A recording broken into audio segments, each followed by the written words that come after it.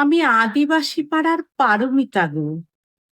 কলমে আনারুল হক, কণ্ঠে আমি কৈলি বিশ্বাস। Class two pass. গরমে ডাব বেচি, দুধ বেচি। তীর্যকটাকে কেউ বলে দুধওয়ালি। ঘৃণা, লজ্জা, ভয় নাকি তিন থাকতে নয়। আমার ঘুম ভাঙতো মসজিদের আজানে। ডাব নিয়ে চলতাম কজনে। বেচতাম বেশ।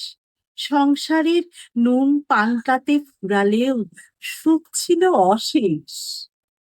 দুম করে একদিন আজান বাজেনি, তাই ঘুমও ভাঙেনি। শোয়া সকালে বের হতেই আর পারিনি। করোনারা নাকি তখন এসেছে বাজারে। বন্ধ সব। আমি আর ডাকবো কাহারে?